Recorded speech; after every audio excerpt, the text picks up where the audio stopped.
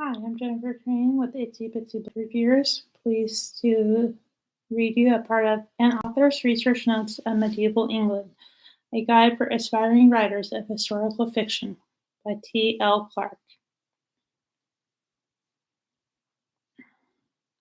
Dedication. This book is dedicated to intrepid explorers of history, which now includes you, to study the past so we may avoid repeating mistakes in my wish for humanity. But doing so for fun or writing is a very good place to start. To all writers, past, present, and future, if each of us were a single stitch, together we'd make a beautiful tapestry. We are all important. Write your story and be part of this wondrous world of literature. Important introduction, please read.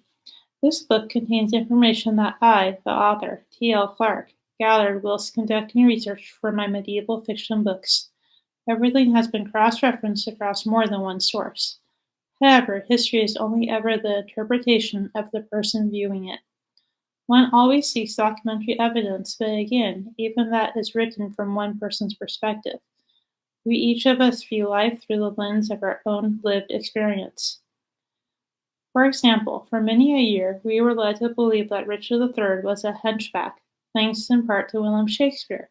But when the king's body was dug up, yes, from underneath the car park, it was discovered that this was not the case. There may have been a slight twist to his spine indicating scoliosis, but not a forward bend. It would hardly be noticeable at all when clothed. Therefore, historical facts are often a difficult beast to pin down. Perhaps opinions of history which meet a popular consensus are as close as we may get. So if you find yourself disagreeing with any of the contents, please feel free to do so, but in a respectful way. Just know that this is the best information I could personally gather, and I'm sharing it out of the goodness of my heart. During the course of this book, you will learn a lot of information, but you do not have to include all of it in your book. In fact, I urge you not to, because the info dump in books is a tedious thing. Give detail only when or where the story requires it. Some things are pertinent to the plot, others are not. For example, we do not need to know the maker of an item of furniture, or even really the material of the item, but your characters may need to sit on a stool, chair, bench, and it's a good idea to know what they were likely to perch upon. A lot of research is for the author's input only. You know the ins and outs of the past, so you can give an essence of it to your readers. The second half of this book, which goes into detail, I have included some little chapter header images. These were drawn by my own fair hands.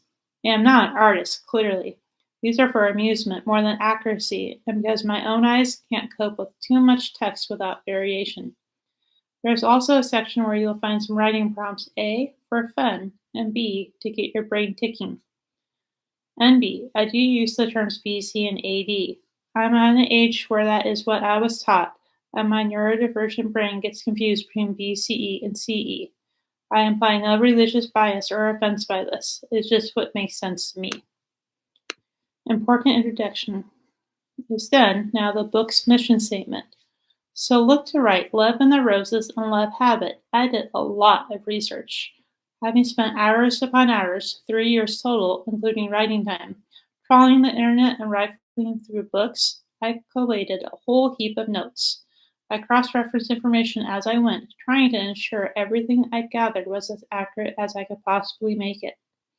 If you've read How to Write a Historical Novel and Love It, also by me, you will be familiar with the when, what, why, where, who method of research that I recommend.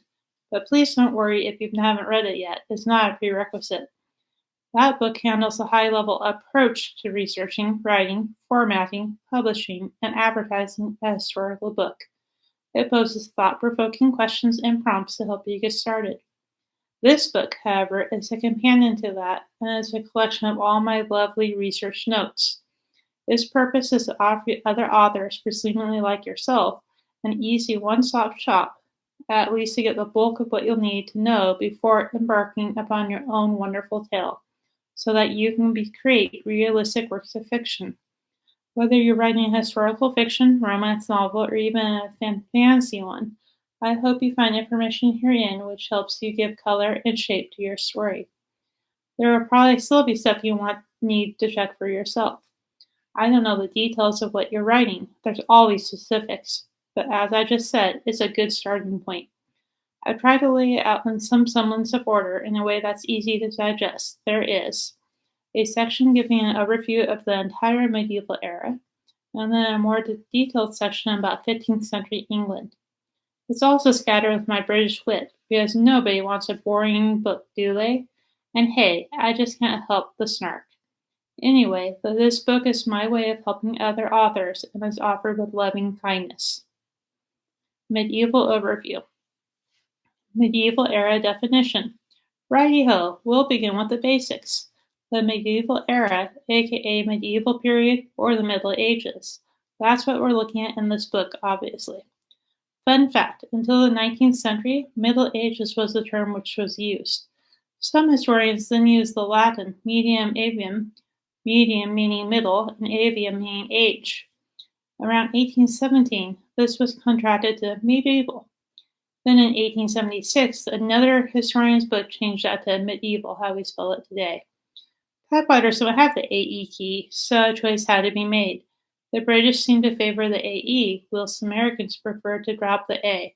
By the 20th century, most people seemed to adopt the medieval spelling. So Middle Ages, medieval is all the same and are all acceptable, and I reserve the right to use them interchangeably. Anyway, the time before the Middle Ages was ancient Britain, and it was followed by early modern Britain starting with the Tudors. The Middle Ages themselves can be split into early Middle Ages 410 to 1066, High Middle Ages 1066 to 1272, and Late Middle Ages 1272 to 1485. Even these terms are subject to discussion, by the way. But as you can see, the era spans a very long time, around 1,000 years. Cool. Clearly, I'm not going to be able to tell you absolutely everything that happened, and my own research focused on the 15th century. But let's see what we can find to get you started. The periods in medieval England. The Dark Ages start 410 AD. Anglo-Saxon raids and settlements, and the fabled King Arthur lives here, 449 to c. 550. A separate Anglo-Saxon kingdom, c. 550 to 924. United Anglo-Saxon, 924 to 1066. Danish rule, 1016 to 1042. Norman period, 1066 to 1154. Anarchy, 1135 to 1148. The Plantagenets ends with the War of the Roses, 1154 to 1485. The fictional Robin Hood would have lived at the beginning of the 13th century. We know that the century name sounds later than it is, right? So, for example, the 15th century is the 1400s. Just checking. Great Britain versus the UK. The difference between GB and the UK is quite subtle, and even people who are born here get confused. So let's clear it up a bit. In today's terms, Great Britain is the landmass containing the countries of England, Scotland, and Wales, the mainland island. The sovereign state is actually named the United Kingdom of Great Britain and Northern Ireland. This is a bit of a mouthful, so it's usually just referred to as the UK. The countries, England, Northern Ireland, Scotland, and Wales, from the UK at the time of writing at least. And then we add something called the British Isles, which also includes Ireland, Great Britain, the Isle of Man, the Isles of Sicily, the Channel Islands, which are made up of Jersey, Guernsey, Alderney, and Sark, and 6,000 smaller islands. Phew, still with me? No wonder why we're all a bit confused, eh? How this all evolved. It was the Romans who named us Britannia, a Latin term which may come from the common Brittonic Greek name for our island, Britannia, which may mean the painted ones or the tattooed folk in Gaulish. The people were the Britons. In 927, King Ascalon unified various Anglo-Saxon kingdoms to form the Kingdom of England. Around 1066, the term English was used to describe the native population of England, distinguished from Normans and French occupiers. Long before that, English had been used, meaning of the Angles. In 1474, Britain became great because of the French. They used Britannia for both the Britain the country and Brittany in France, so clarification was needed. Ergo, Great Britain was the name given to our nation. Wales, a conglomeration of Celtic kingdoms, was formally united with England by the Act of Unions of 1536 and 1542. In 1603, King James VI of Scotland also became the King of England and King of Ireland. This was the union of the crowns. He titled himself King of Great Britain, but it was a personal or dynastic union only, for each crown maintained its own separate state. England, Ireland, and Scotland merely shared a monarch who directed domestic and foreign policies for them. The two separate places, the Kingdom of England and the Kingdom of Scotland, united under the Act of Union in 1707, when we first officially became a state, the Kingdom of Great Britain. United into one kingdom by the name of the Great Britain. Queen Anne was on the throne. Yea, a woman was our first joint ruler, and we, her people, finally became British. The term British has been kicking around before, but it seems to have been used more for the Welsh and Cornish folk. In 1800, a further Act of Union brought Ireland formally into GB, and has sort of been under English control since the 1600s. The Republic of Ireland gained independence in 1922, comprising 26 of the 32 counties of Ireland, located in the southern part of the island, but 6 of Ulster's 9 counties remain part of the United Kingdom known as Northern Ireland.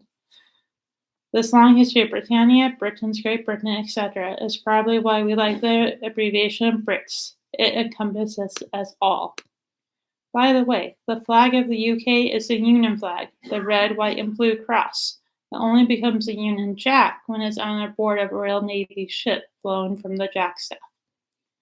The flag of the Kingdom of Great Britain was created by James VI of Scotland, aka James I of England. Given he united two kingdoms, it shouldn't be a huge surprise to learn he created the flag out of the two. The blue and white St. Andrew's Cross of Scotland, and the white and red St. George's Cross of England. Apologies to the Welsh. You were believed to be part of England at the time, so you were represented with the St. George's element. But how cool would it be now to add a dragon? However, during the Act of the Union in 1707, the white and red cross of St. Patrick, which sits along the diagonals, was added to the full Union flag we know today. Whilst we're discussing flags, the St. George's Cross, as stated, is the red cross on the white background, and it has interesting history. St. George supposedly flew this flag at the Battle of Antioch in 1098. English and French crusaders then used this flag in 1188. The very word crusade comes from crux, Latin for cross. King Edward I's troops are said to have displayed this emblem around 1270, which seems to have been when England began adopting it as her own. But there are some others, such as the Royal Banner. In the Book of All Flags in 1367, England is represented by a plain red one. After the Reformation of the 1530s, St. George's was the only saint's banner, or indeed any religious flag, permitted to be flown in England. Apparently, even Henry VIII had respect for it. Though St. George is the patron saint of England, he probably never visited here. He was born in what we now call Turkey, became a warrior for Rome, and died a martyr in Palestine. No dragons were harmed, probably. So although now we view it as a flag of England, it sort of wasn't for a long time. I'm sorry. And I hope you enjoy the rest of the book.